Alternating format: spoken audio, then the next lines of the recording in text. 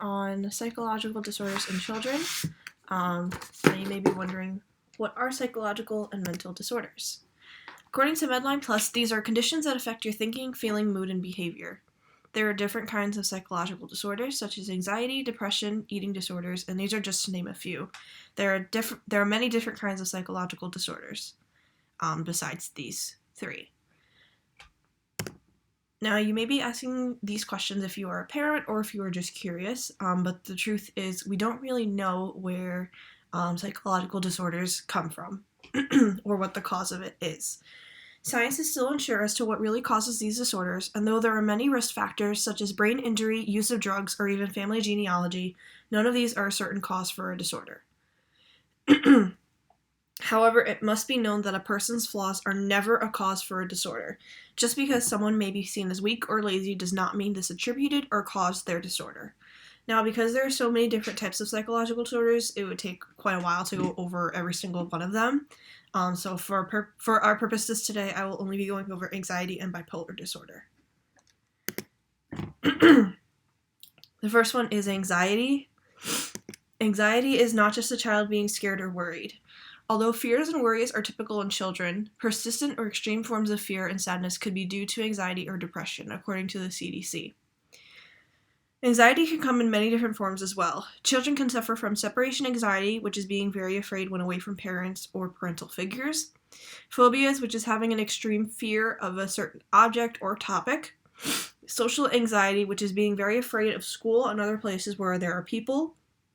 Panic disorders, which are having repeated episodes of sudden, unexpected, intense fear that come with symptoms like heart pounding, having trouble breathing, or feeling dizzy, shaky, or sweaty.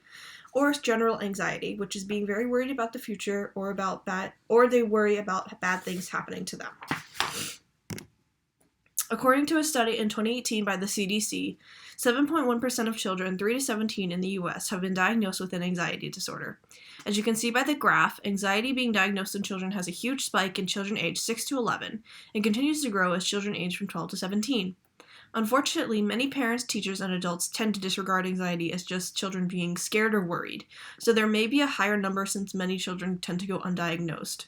In regards to treatment for anxiety, I will go over that at the end, as most psychological disorders can use the same general treatment. Next, I'll be talking about bipolar disorder. It's a very highly stigmatized disorder in our society, especially in children. Bipolar disorder is a mood disorder that can cause intense mood swings and also cause changes in behavior, energy levels, and activity levels. In regards to the symptoms of bipolar disorder, if a child feels extremely quote-unquote up, elated, or irritable, or energized, this is called a manic episode.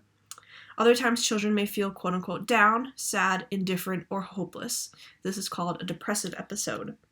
At times, children may feel both manic and depressive symptoms together, and this is called a mixed episode. In regards to the risk for bipolar disorder, if a close relative has it or if you have gone through trauma, your risk of developing bipolar disorder may increase, according to Medline Plus. Now, we aren't sure about the causes of bipolar disorder either, much like anxiety.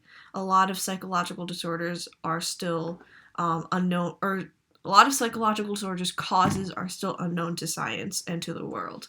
A couple other names that used to be used for bipolar disorder are manic depression and manic depressive disorder. In a study run by scientists, they found that children who were bullies, victims, or both had an increased risk for any psychiatric diagnosis and at least double the risk of depression compared to children without any bullying exposure. It's astounding how society has put such an ego on bullies to say they just want to pick on others, but instead maybe it's because bullies are dealing with their own problems such as a disorder. It was also found that children who were bullied or are bullies themselves are more likely to be diagnosed with bipolar disorder than any other disorder. Now, in regards to treatments for any psychological disorder, there are a few different kinds. There's therapy, which is available for anybody at any age. It can also come in different forms. There's cognitive behavioral therapy, there's art therapy, there's group therapy, there's family therapy. There's a lot of different types. So if one therapy does not work for a child, there are plenty of other ones that they can definitely try. Medications, it is not a quote-unquote poison, according to many parents who are against medicating their children. Medications are used to regulate brain chemistry in children or to regulate their moods, especially for bipolar disorders or other disorders such as schizophrenia. There's hospitalization. This is for an extreme case in a child. Typically, if a child is feeling very depressed or very suicidal, they will be hospitalized.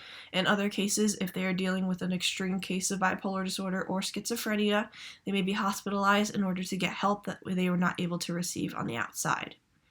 In regards to hospitalization, some can stay as little as a few days, where other children can stay as long as a few months. It depends on how the treatment works and if the child responds to treatment at all. In regards to support groups, that's another kind of therapy, but it's therapy, quote unquote, with others. Many people go to support groups because they need that support from others. They don't like talking one-on-one with people, which is completely fine, especially children who tend to like having other people around, and they don't really like talking to adults by themselves. In regards to support groups, there are different kinds, and for all different kinds of psychological disorders as well.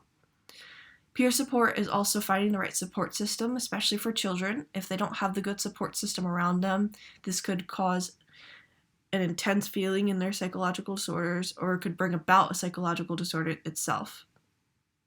And finally, there's case management. We call it recovery with a plan. Typically, children are assigned a case manager who receive their quote-unquote case, aka they learn about the child and their disorder, and they come up with a plan in order to help the child recover or find treatment for the child that is available. There is a stigma around children with psychological disorders. Many parents are afraid to get their child diagnosed as they do not want their child to be seen as crazy or weird by other people and other children. This is not weird and this is not crazy. Children with psychological disorders need help, especially from their parental figures themselves. If a parental figure were to see their child as weird or broken and see them as shameful, this would not help the child overcome their psychological disorder, but it would only add to it. Children need support and love in order to overcome these psychological disorders. They're just looking for help, and they don't want any shame from it. Thank you.